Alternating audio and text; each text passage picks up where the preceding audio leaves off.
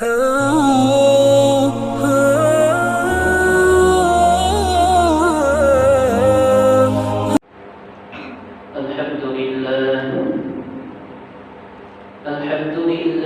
نحمده ونستعينه ونستغفره ونعوذ بالله من شرور أنفسنا ومن سيئات أعمالنا من يهدي الله فلا مضل له ومن يضلله فلا هادي له نشهد أن لا إله إلا الله وحده لا شريك له ونشهد أن سيدنا وحبيبنا وطبيبنا ومولانا محمدا عبده ورسوله الذي أرسله بالحق بشيرا ونذيرا وداعيا إلى الله بإذنه وسراجا منيرا فقد قال الله تعالى في كلامه المجيد وفي الفرقانه الحميد জবান ছেড়ে সবাই পড়ুন আউযু বিল্লাহি মিনাশ শাইতানির রাজীম বিসমিল্লাহির রাহমানির রাহিম ওয়া মা أرسلناك إلا رحمة للعالمين وقال الله تعالى في شان حبيبه إن الله وملائكته يصلون على النبي يا أيها الذين آمنوا صلوا عليه وسلموا تسليما আজকে ইনশাআল্লাহ আবার সিরাত থেকে আমরা আলোচনা শুরু করব ইনশাআল্লাহ বিশ্বনবী সাল্লাল্লাহু আলাইহি ওয়াসাল্লাম দ্বিতীয়বার সিরিয়া গমন করেছিলেন ব্যবসার জন্য। তবে তার পূর্বে কিছু কথা, সেটা হলো যে আমার আপনার নবী বিশ্বনবী মুহাম্মদ রাসূলুল্লাহ সাল্লাল্লাহু আলাইহি ওয়াসাল্লাম তার পরিশ্রম অর্থাৎ 10 বছর 12 বছর 13 বছরের ছেলে মেয়ে একটু দুষ্ট হয়, তাই না? হয়তো মাঝে আড্ডা দেয়, মাঝে ছেলে মেয়েদের সাথে কিছু খারাপ কাজ করে ফেলেন, হয় না এরকম? বিশ্বনবী সাল্লাল্লাহু আলাইহি ওয়াসাল্লাম কেমন নবী ছিলেন? আল্লাহ তাকে দুনিয়ার সব ফারিসা কাজ থেকে ফারিগ করেছে, বিরত রেখেছে। দেখুন কিভাবে বিশ্বনবী সাল্লাল্লাহু আলাইহি ওয়াসাল্লাম মাঠে বকরি চড়াচ্ছিলেন তার এক বন্ধুর সঙ্গে, একজন ভাইয়ের সঙ্গে মাঠে বকরি চড়াচ্ছিলেন। কিতাবের মধ্যে উল্লেখ এসেছে বিশ্বনবী সাল্লাল্লাহু আলাইহি ওয়াসাল্লাম তার জীবনে দুইবার গানের আড্ডায় যেতে চেয়েছিলেন, কিন্তু আল্লাহ তাকে হেফাজত করেছেন। দেখুন কিভাবে বিশ্বনবী বললেন, আজকে আমি গানের আড্ডায় যেতে চাই, তুমি যদি আমার ছাগলগুলো দেখে রাখো তাহলে আমি একটু মজা মাস্তি করতে চাই। বিশ্বনবী সাল্লাল্লাহু আলাইহি ওয়াসাল্লাম তার বকরিগুলো ওই ভাইয়ের কাছে রেখে দিয়ে তিনি একটু দূরের মধ্যে চলে গেলেন, মক্কা শহরের দিকে গমন করলেন। তিনি একজনকে জিজ্ঞাসা করলেন, কি ব্যাপার, আজকে বাড়িতে এত গান বাজনার আয়োজন কেন, কিসের এত আয়োজন, আমাকে একটু বলুন। ওই ভাই বলল, আজকে অমুক অমুকের বিয়ে, এই জন্য আজকে এই বাড়িতে গান বাজনা ডান্সের আয়োজন করা হয়েছে। আমার ভাইরা, এখান থেকে একটা শিক্ষণীয় বিষয় হলো, আজকে সমাজের ক্ষয় করে এমন একটা অভ্যাস হয়ে গেছে, এমন জাতি আমরা তৈরি করেছি। আজকে ছেলের মুসলমানি হোক, মেয়ের বিয়ে হোক, ছেলের বিয়ে হোক, 7 দিন ধরে শয়তানের বক্স বাজায়, আছে না নাই? কথা বলে দেখেন। এই কাজ যারা করবে তারা ওই আবু জেহেলের সময় যে সমস্ত জাহেল মানুষ ছিল, তাদের কাজ ছিল সন্তানের মুসলমানি করে, সন্তানদের বিয়ে শাদীর ব্যাপারে 7 দিন ধরে বা যে কয়েকদিন হোক সমাজের মানুষের ঘুম হারাম করে দিয়ে তারা গান বাজনা করতো, তারা করতো। আজকের সমাজে যারা করে নামে মুসলমান কিন্তু কাজে কর্মে আবু জেহেলের সাথে কথা বলে, ঠিক কিনা? আমার ভাইরা, বিশ্বনবী যখন গান শোনার জন্য সেখানে আগমন করলেন, 2টা জায়গা এসেছে, বিশ্বনবী 2বার গিয়েছেন। একবার হলো আল্লাহ রাব্বুল আলামিন কুদরতি তার রহমত দিয়ে বিশ্বনবীর গায়ে একজন আঘাত করলেন।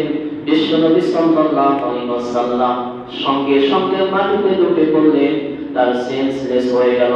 আমার ভাইরা, বিশ্বনবী সারা অজ্ঞান হয়ে থাকলেন। পরের দিন সকালবেলা বিশ্বনবীর রৌদ্র গায়ে গিয়ে তার শেষ ফিরে আসলো। তিনি চলে গেলেন ওই ভাইয়ের কাছে, ডেকে বললেন, কি ব্যাপার, সারা রাত তুমি কি দেখলে? বিশ্বনবী বললেন, শোনো ভাই, আমি গিয়েছিলাম গান শোনার জন্য, কিন্তু আমার নসিবে হয় নাই। আমি সেখানে আগমন করার সঙ্গে সঙ্গে এক আবুক্কর যুবক আমার আঘাত করেছে, সারা রাত আমি সেন্সলেস হয়ে পড়েছিলাম, আমার কানে আওয়াজ যায়নি।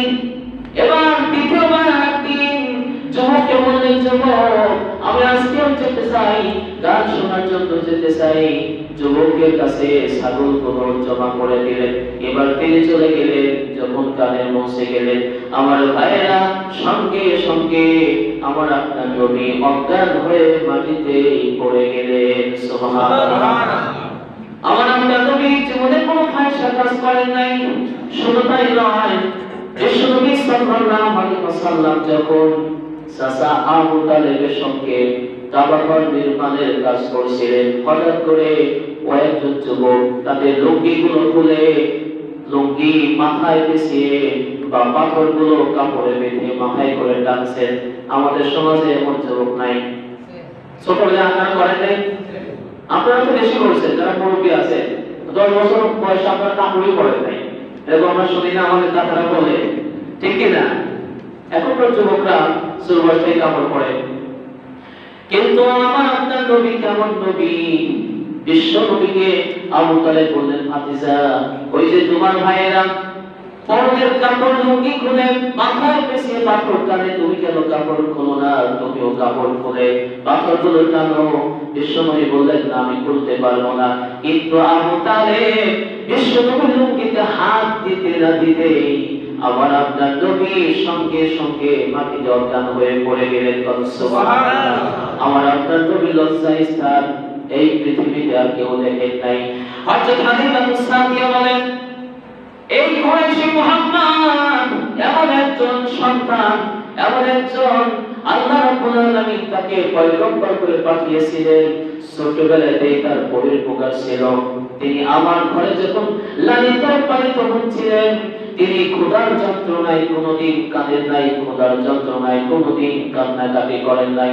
ওই সময় কাঁদতো, আমি খেয়াল করে দেখেছি। ওই সময় চিৎকার করতো, যে সময় মুহাম্মাদের লজ্জা স্থান থেকে কাপড়টা সরে যাইতো, নবী সঙ্গে সঙ্গে চিৎকার করে উঠতেন, সুবহানাল্লাহ। আমার ভাইরা, আজ আমাদের সমাজে আমাদের সন্তানগুলো হাফ প্যান্ট পরে রাস্তায় চলাফেরা করে, আছে না নাই? কথা বলে পরিচয় দেয় মুসলমান, কিন্তু কেন মুসলমান সমাজে খরচ করে হাফ প্যান্ট পরে আমাদের বাচ্চাগুলো, আমাদের আদরের সন্তানগুলো রাস্তায় চলাচল করে আছে না নাই? আমার ভাইরা, কেমন মুসলমান, কেমন আপনার সন্তান? এমন নবীর আদর্শ আমাদের মাঝে আনতে হবে যে নবী ছোট বয়সে তার লজ্জাস্থান কেউ দেখেন নাই। আর আজকে আমাদের সমাজে আমাদের যুবকদের অবস্থা ভাই খুবই শোচনীয়। কথা বলে ঠিক কিনা? মাথা থেকে পা পর্যন্ত বিশ্ব নবীর একটা সুন্নাত খুঁজে পাওয়া যায় না। কথা কি ভুল বললাম না ঠিক বললাম?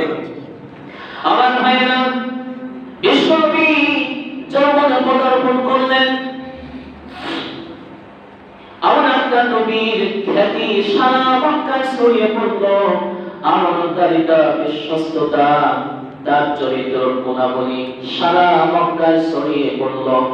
এদিক দিয়ে খুয়াইলিদের কন্যা হযরত খাদিজা কুবরা তাহিরা, তিনি এমন একজন সম্ভ্রান্ত নারী ছিলেন, এমন একজন সম্মানীয় নারী ছিলেন। কয়েকজন ব্যক্তি ইসলাম আসার পূর্বেও তারা কোনদিন মূর্তির সম্মুখে যায় নাই। একজন হলো হযরত আবু বকর সিদ্দিক রাদিয়াল্লাহু তাআলা আনহু, অন্যতম হলো হযরত খাদিজা কুবরা তাহিরা। ইসলাম আসার পূর্বেও তারা কোনদিন মূর্তির সম্মুখে যান নাই। আমার ভাইরা, বিশ্ব নবীর চরিত্রের কথা, তার গুণাবলীর কথা সারা মক্কায় ছড়িয়ে পড়ল। হযরত খাদিজা কুবরা তাহিরা মক্কার দেশে, মক্কার মধ্যে বড় একজন ব্যবসায়ী ছিলেন। তিনি মানুষদেরকে ভাড়া করতেন, পুরুষদের ভাড়া করে তাদের ব্যবসার মাল সামনা দিয়ে সিরিয়াতে গমন করতে পাঠিয়ে দিতেন, ব্যবসার জন্য পাঠিয়ে দিতেন। আর সেখান থেকে তারা মাল সামনা ক্রয় বিক্রয় করে বাড়িতে চলে আসতো। হযরত খাদিজা কুবরা তাহিরা তিনিও কিছু লভ্যাংশ তাদেরকে দিয়ে দিতেন।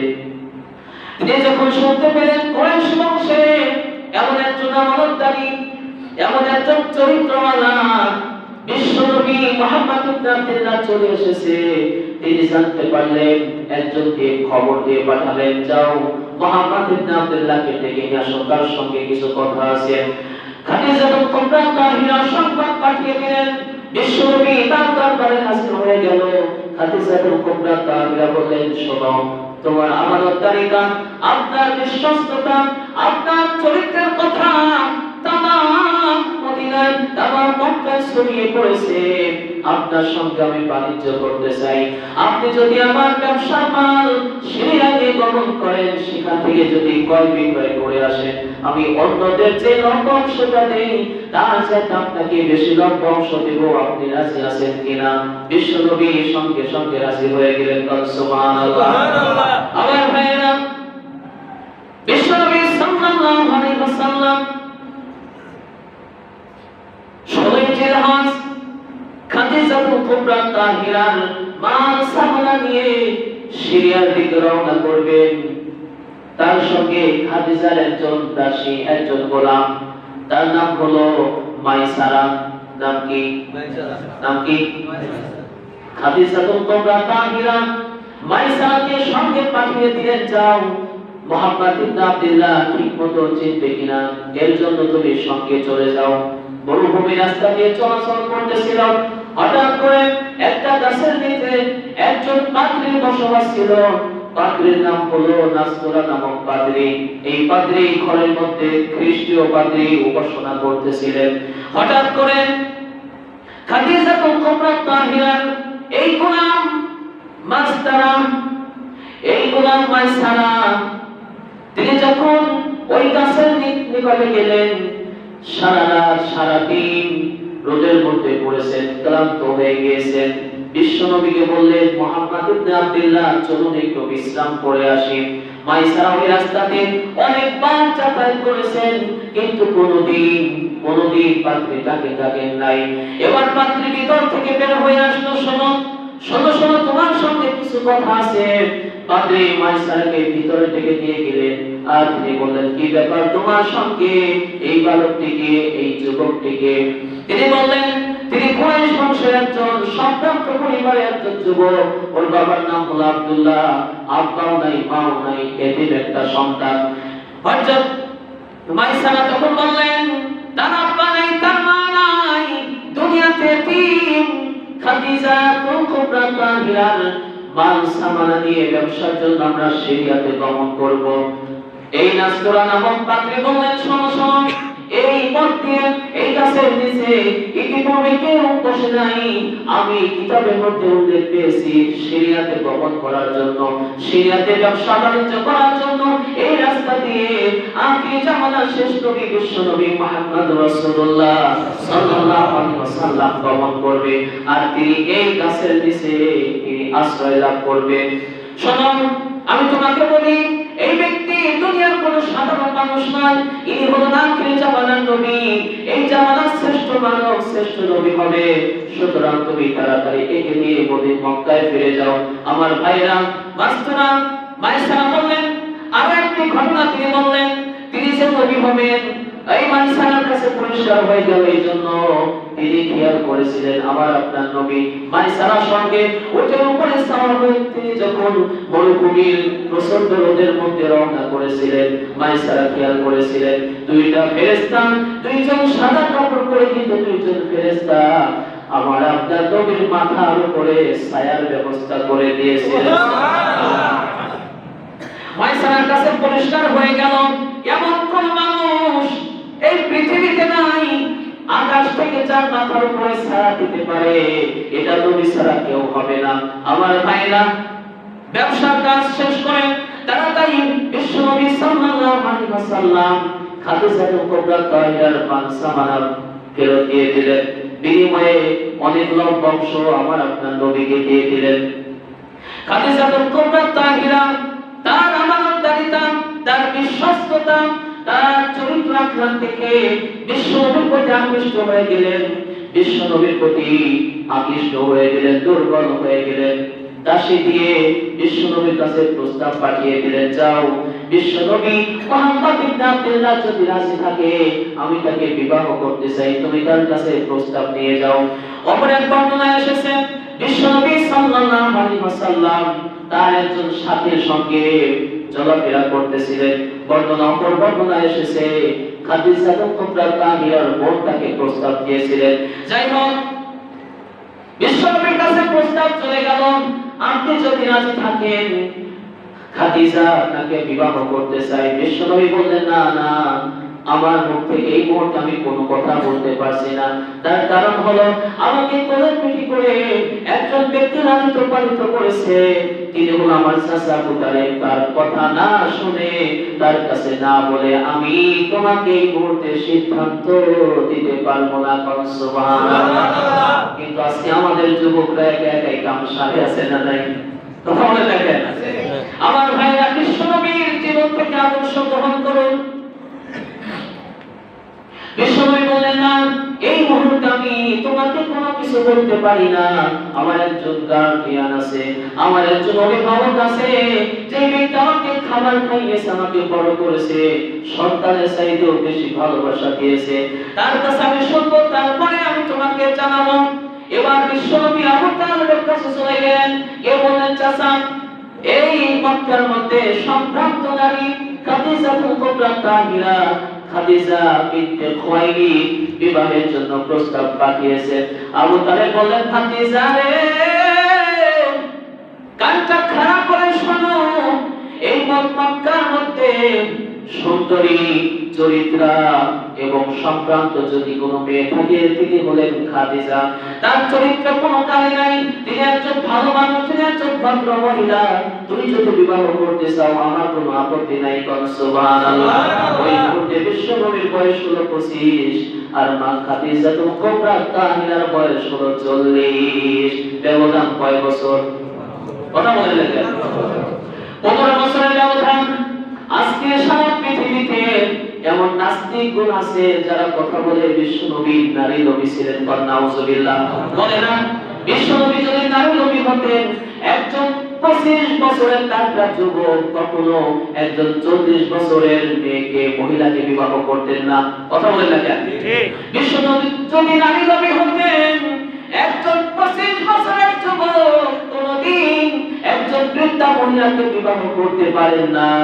সবকিছু কার অর্ডারে করেছেন? আল্লাহ। কথা বলে আল্লাহ। তিনি 11টি বিবাহ করেছিলেন, একটা বিবাহ বা একটা কাজও তার কথা মতো হয় নাই। সব কিছুর অর্ডার আমার আল্লাহ আরশে আজিম থেকে দিয়েছেন। সুবহানাল্লাহ। এবার দুইজনের বিবাহ হয়ে যাবে। এরপর দলেন আবুল হামজা রাদিয়াল্লাহু তাআলা আনহু বিশ্বনবীর চাচা। আর এক বর্ণনায় এসেছে চাচা আবু তালেব বিশ্বনবীর বিবাহের খুতবা দিয়েছিলেন। খুতবাটি শুনবেন নাকি? শুনবেন? চমৎকার খুতবা। বিশ্বনবী সাল্লাল্লাহু আলাইহি ওয়াসাল্লাম বিবাহ করবেন খাদিজা, মক্কার শ্রেষ্ঠ নবী হযরত খাদিজা। এই সমাজে এমন রীতি আছে, ধনী বীর মহব্বত কমটা বেশি। কথা বলেন না, বুঝেন নাই? পরিচয় যদি না থাকে, আত্মীয় যদি না থাকে, রক্তের সম্পর্ক যদি না হয়, টাকার সম্পর্কে তাদের বীর মহব্বত হয়ে যায়। হয় না? আমার ভাইয়েরা, মক্কার মধ্যে গুঞ্জন শুরু হয়ে গেল, সমস্ত ধনীদের মুখে মুখে শুরু হয়ে গেল, সি খাদিজা কি এমন কাজ করছে, এত টাকা এত পয়সা এত মাল সামানা, সে নাকি অবশেষে একটা গরিব এতিম সন্তানকে, এতিম ছেলেকে বিবাহ করছে। এরকম কথা আছে না নাই সমাজে? খাদিজা কুবরা তাহিরার কানে খবরটি চলে গেল। তিনি তার ব্যবসা বাণিজ্যের, তার সহপাঠী যত ছিল, মক্কার মধ্যে যত শ্রেষ্ঠ ধনী ছিল, সবাইকে ডাকবে, সবাই এদিকে আসো, তোমাদের সঙ্গে কিছু কথা আছে। সবাই এক জায়গায় জড়ো হয়ে গেল। সকল ধনীদের কণ্ঠ থেকে সবাই বলে, কি ব্যাপার, আপনার টাকা কম নেই, আপনার বাড়ি গাড়ি সব আছে, ব্যাংক ব্যালেন্স সব আছে, আপনি একজন সুন্দর রমণী ভদ্র মহিলা, কিন্তু সবকিছু থাকা সত্ত্বেও কেন আপনি এই এতিম ছেলেকে বিবাহ করছেন? এবার খাদিজাতুল কুবরা তাহিরা বললেন, শোনো, তোমাদের প্রশ্নের উত্তর দেওয়ার আগে আমি তোমাদেরকে কয়েকটি প্রশ্ন করতে চাই। তার মধ্যে এক নাম্বার হলো, আমি তোমাদের সবাইকে উদ্দেশ্য করে বলছি, তোমরা বলো তো, আমি যাকে বিবাহ করছি এই মুহাম্মদ ইবনে আব্দুল্লাহ দেখতে কেমন ছিলেন? কথা বলেন না কেন? সমস্ত মানুষ এক কণ্ঠে বলে উঠল, শোনো শোনো, ও খাদিজা, চেহারার দিক দিয়ে, সৌন্দর্যের দিক দিয়ে এই মুহাম্মদ ইবনে আব্দুল্লাহ তিনি যে এত সুন্দর, তার চাইতে সুন্দর যুবক আমাদের এই মক্কায় আর দ্বিতীয়টি নাই। সুবহানাল্লাহ। এবার খাদিজা বললেন, শোনো, দ্বিতীয় প্রশ্ন সেটা হলো, আমার যে স্বামী হবে মুহাম্মদ ইবনে আব্দুল্লাহ, এই ব্যক্তির, এই যুবকের চরিত্রটা কেমন? সবাই এক বাক্যে উত্তর দিলেন, এর চাইতে চরিত্র এই পৃথিবীর জমিনে দ্বিতীয়টি আর কেউ নাই। সুবহানাল্লাহ। এমন চরিত্র সারা মক্কায় বিশ্বনবী তখন নবুয়ত পাননি, সারা মক্কায় বিশ্বনবীকে আল আমিন বলে ডাকতো। তার এমন চরিত্র ছিল, এমন তিনি বিশ্বস্ত অর্জন করেছিলেন, সবাই তাকে আল আমিন বলতো। সবাই, সকল নেতৃবৃন্দ বললেন, এই ব্যক্তির চরিত্র এই জামানার, এই পৃথিবীতে এর চরিত্র চাইতে ভালো আর কারো নাই। সুবহানাল্লাহ। তৃতীয় প্রশ্ন, খাদিজাতুল কুবরা বললেন, তৃতীয় নাম্বার প্রশ্ন, আমি যাকে বিবাহ করতে চাই তার বংশটা কেমন? সবাই বলল, বংশে এক নাম্বার, বংশের নাম কি? কুরাইশ বংশ। মক্কার মধ্যে সবচেয়ে সম্মানিত বংশ কোন নাম কি? কুরাইশ বংশ। সবাই বলল, বংশের দিক দিয়েও এক নাম্বার, চেহারার দিক দিয়ে এক নাম্বার, চরিত্রের দিক দিয়েও এক নাম্বার, বংশের দিক দিয়েও এক নাম্বার। তাহলে আমার মনে হয় আমি তো এক নাম্বার মানুষকে পছন্দ করেছি। কথা বলে ঠিক কিনা? সবাই বলল, খাদিজাতুল কুবরা তাহিরা, সব কিছু ঠিক আছে, কিন্তু তোমার স্বামী তো গরিব, তোমার স্বামী তো টাকা পয়সা নাই, ধন দৌলত নাই, বাড়ি গাড়ি নাই, ব্যাংক ব্যালেন্স নাই, স্থাবর কোনো সম্পত্তি নাই। খাদিজাতুল কুবরা তাহিরা বললেন, যদি তোমরা এই কথাই বলো, আমি তোমাদেরকে সাক্ষী রেখে বলছি, শোনো, এই মুহূর্তে আমার স্থাবর যত সম্পত্তি আছে সব কিছু আমি আমার সম্পত্তি আমার স্বামীর পায়ে দান করে দিলাম। সুবহানাল্লাহ। এখন বলো তো, তোমাদের চাইতে আমার স্বামী গরিব না ধনী? কথা বলে দেখেন। সুতরাং সমস্ত ধনীদের কণ্ঠ বন্ধ হয়ে গেল। আমার ভাইরা, বিশ্বনবী সাল্লাল্লাহু আলাইহি ওয়াসাল্লাম এর বিবাহ শুরু হয়ে গেল। খুতবা করলেন আবু তালেব, নবীর চাচা। এই ব্যক্তি খুতবার মধ্যে উল্লেখ করেছিলেন আল বিদায়া ওয়ান নিহায়া সহ কাসাসুল আম্বিয়ার মধ্যে উল্লেখ এসেছেন আবু তালেব বিশ্ব নবীর বিবাহের খুতবা করেছিলেন। খুতবার মধ্যে তিনি উল্লেখ করেছিলেন, তিনি বলেন আব্দুল্লাহ ইবনে মুহাম্মদ। তিনি গরিব হলেও তার চরিত্র এমন, তার বিশ্বস্ততা এমন, তিনি এমন একজন মানুষ ছিলেন, এই পৃথিবীর সব একদিন শেষ হয়ে যাবে। আজকে আমরা আছি, কাল চলে যাব, সবাই একদিন চলে যাবে, কিন্তু আমার ভাতিজার যে চরিত্র, এই চরিত্র পৃথিবীর উপরে বেঁচে থাকবে। সুবহানাল্লাহ। আমার ভাইরা, বিশ্বনবী সাল্লাল্লাহু আলাইহি ওয়াসাল্লাম এর বিবাহ হয়ে গেল।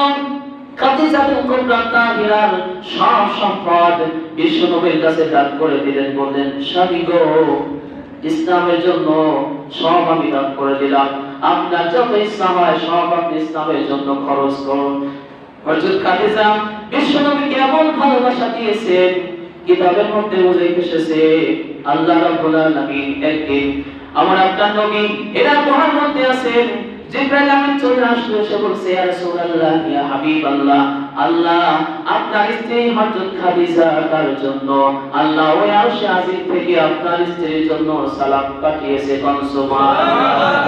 আমার ভাইরা, বিশ্বনবী এমন বলেছেন, আমার খাদিজা যদি আমার জীবনের শেষ নিঃশ্বাস পর্যন্ত থাকতো, আমার আল্লাহ মনে হয় আমাকে দ্বিতীয় বিবাহের কোন কথা বলতেন না।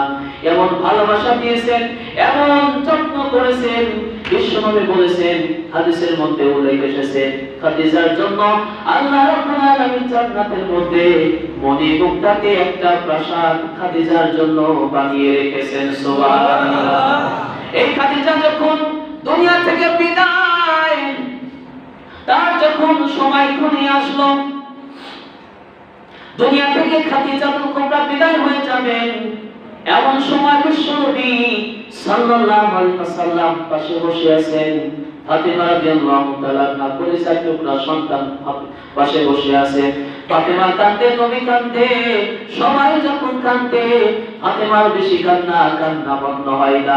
খাদিজাতুল কুবরা তাহিরা চোখের পানি ফেলতেছেন, কান্না বন্ধ হয় না। ফাতিমা বললেন, ও আম্মা, আপনি মাকে একটু সান্ত্বনা দিন, আমার আম্মার কান্না কিছুতেই বন্ধ হয় না, আপনি একটু যান পাশে বসুন, একটু সান্ত্বনা দিন। আমার ভাইরা, দিনের কান্না লাগিয়ে শুনুন, খাদিজাতুল কুবরা তাহিরা চোখের পানি ফেলছেন। বিশ্বনবী যখন তার পাশে গেলেন, স্বামীকে ডেকে বললেন, স্বামী গো, তোমার হক আমি ঠিক মতো আদায় করতে পারি নাই, আমি চলে যাব, আমার মনে হয় আমি আর বেশিক্ষণ বাঁচবো না, দুনিয়া থেকে বিদায় হয়ে চলে যাব। আমার স্বামী,